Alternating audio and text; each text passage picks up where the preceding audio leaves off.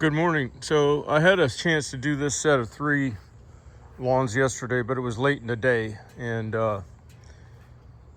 what my belief is if you can get to them early in the day, they'll be tender enough to cut at the higher cut height. And I'm mowing probably higher than most people in the industry. So especially when you have the seed stalks. So the lawn is trying to focus some energies on regeneration, so that it can fill in, and the seed stalks are especially tough to cut. So if you can get it in the morning when it has what they call turgency, water pressure in the cells, they're standing erect and they're tender, then you have a lot better chance of cutting at a taller cut height, delivering the seed to a thick canopy where they can be viable and germinate. If you got a situation where you can wait till they pass the flick test, now these are dry. See, there was a bunch bloomed off when I flicked it.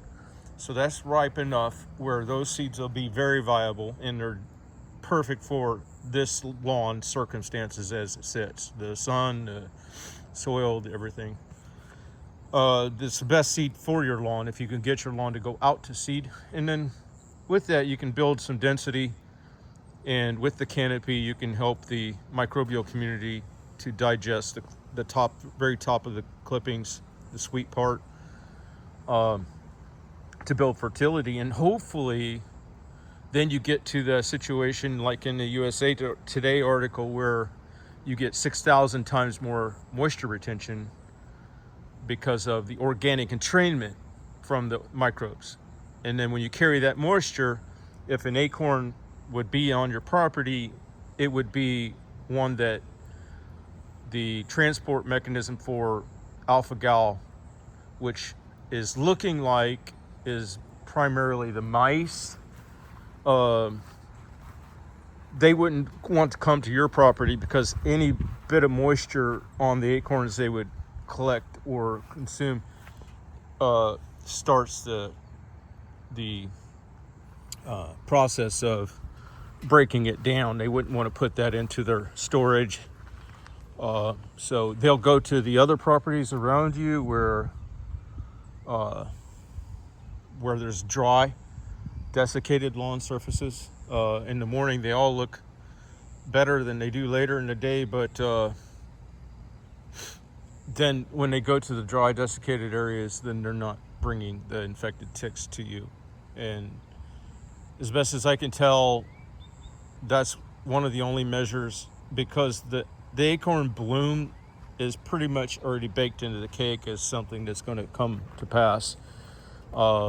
It's a consequence of, once again, the low mowing. It strips away the resources for the trees because they take second sip. They're tapping deeper, and most of the moisture never makes it that deep. So they've refocused their energies from limb growth to proliferation so that they can canopy. So there's likely to be a big acorn bloom this year, and then with that is a downstream consequence of distribution of this new disease. This is all my belief. So I'm going to grab this mower off and get started.